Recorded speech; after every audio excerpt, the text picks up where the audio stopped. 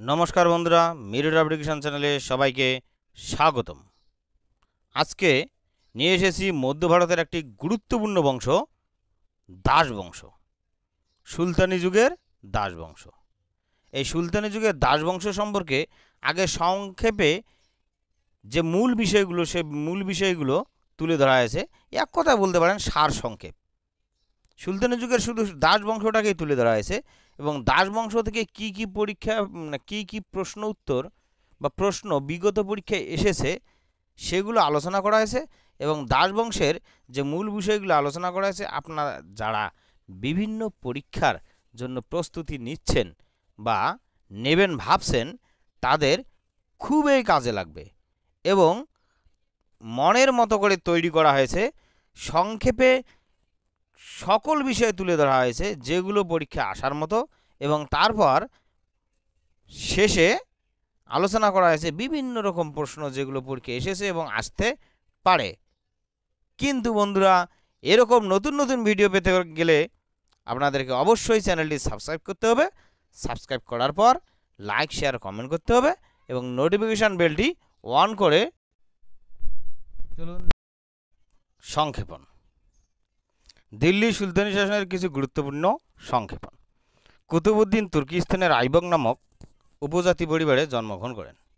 মোহাম্মদ ঘুরির মৃত্যুর পর তার বিশ্বস্ত সেনাপতি ও কৃতদাস কুতুবউদ্দিন আইবক 1206 খ্রিস্টাব্দে দিল্লিতে সুলতানির প্রতিষ্ঠা করেন। খাজা কুতুবউদ্দিন বখতিয়ার কাকি নামক জনৈক মুসলিম সন্তের স্মৃতির উদ্দেশ্যে দিল্লির উপকণ্ঠে কুতুব মিনারের নির্মাণ কাজ শুরু করেন 1199 খ্রিস্টাব্দে। কুতুবউদ্দিন আইবক তার দানশীলতার জন্য লাখবক্স বা লক্ষদাতা নামে পরিচিত। ভারতবর্ষে মুসলিম বিজয়ের অন্যতম প্রতীক্ষিত বলা হয় কুতুবউদ্দিন আইবককে। কুতুবউদ্দিনের পর দিল্লির শাসক ছিলেন আরম শাহ। আরম শাহকে পরাজিত করে কুতুবউদ্দিনের জামাতা ইলতুৎমিশ দিল্লির শাসক হন। দিল্লি সুলতানি শাসনের প্রকৃত প্রতিষ্ঠাতা বলা হয় ইলতুৎমিশকে। তিনি সুলতানি আজম উপাধি পান। ইলতুৎমিশ ভারতে প্রথম রৌপ্য মুদ্রা তঙ্কা ও তামার মুদ্রা জিতল চালু করেন। তিনি কুতুব মিনার নির্মাণ কাজ শেষ করেন। ইলতুৎমিশের মৃত্যুর পর তার পুত্র রুকনউদ্দিন সিংহাসনে বসলেও তার অযোগ্যতার জন্য তাকে বন্দি করে রাজিয়া সিংহাসনে বসেন। রাজিয়ায় সুলতানি যুগের প্রথম ও শেষ নারী যে সিংহাসনে বসেন। সুলতান রাজিয়া 54 গ্রেন ওজনের বিলন মুদ্রা চালু করেন, যার এক পিঠে ঘোড়সওয়ারের প্রতীক ও অপর পিঠে রানীর অভিধাস ও আরবি ভাষায় নাম লেখা হয়েছে। এক্ষেত্রে একটা কথা বলে রাখি, অনেকে হয়তো প্রশ্ন করতে পারে যে রাজিয়াকে সুলতান বলা হয়েছে কেন, সুলতানা কেন নয়।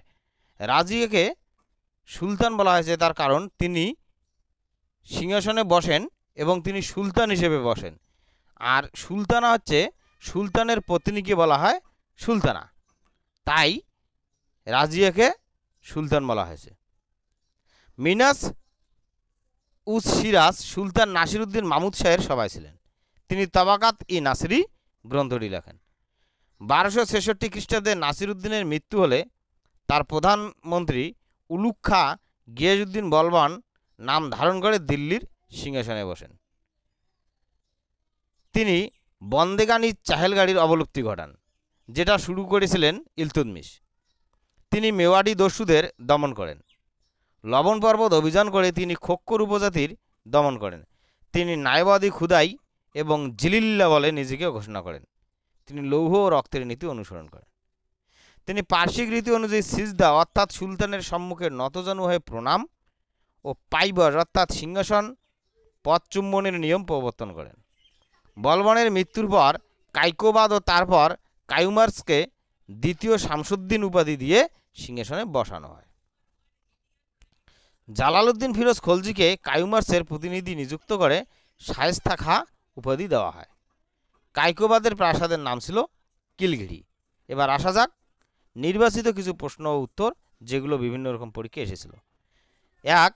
দিল্লিতে দাসবংশের প্রতিষ্ঠাতাকে? ডব্লিউবিসিএস প্রিলি 2013-তে এসেছিল। উত্তর কুতুবউদ্দিন আইবক। 2. গজনির সুলতান মাহমুদ কতবার ভারত আক্রমণ করেন? উত্তর 17 বার। 3.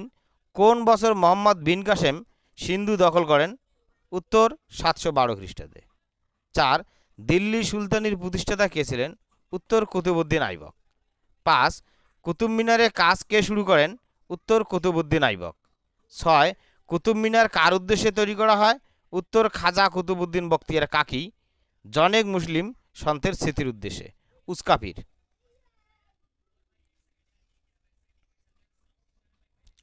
7 কোন সুলতানের আমলে চাহেলগানি বা চল্লিশার প্রকাশ ঘটে? উত্তর ইলতুৎমিশ। কে চাহেলগানি বা চল্লিশার ক্ষমতা খর্ব করেন? উত্তর গিয়াসউদ্দিন বলবান। 9 কে কুতুব মিনার নির্মাণ কাজ শেষ করেন? উত্তর ইলতুৎমিশ। 10 লাখ বক্স নামে কাকে অভিহিত করা হয়? উত্তর কুতুবউদ্দিন আইবক। 11 কোন সুলতান প্রথম খলিফার থেকে অনুমোদন লাভ করেন? উত্তর ইলতুৎমিশ। 12 কে রৌপ্য মুদ্রা টঙ্কা প্রচলন করেন? উত্তর ইলতুৎমিশ। 13 তামার মুদ্রা জিতল চালু করেন কে? উত্তর ইলতুৎমিশ। 14 সুলতান মাহমুদ কোথাকার শাসক ছিলেন? উত্তর গজনি।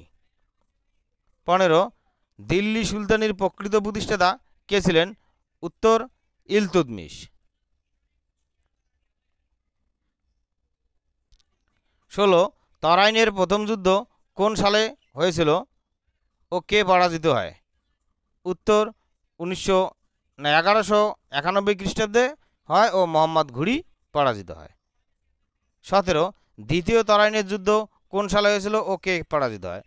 উত্তর 1192 খ্রিস্টাব্দে হয় ও পৃথ্বীরাজ চৌহান পরাজিত হয়। 18 ভারতের তথা সুলতানি আমলের প্রথম মহিলা শাসক কে ছিলেন? উত্তর সুলতান Razia.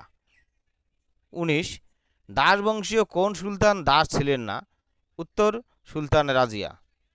Thank you for watching. Subscribe my YouTube channel middle of education. Like share and comment এবং নোটিফিকেশান বেলটি অন করে রাখবেন। ধন্যবাদ।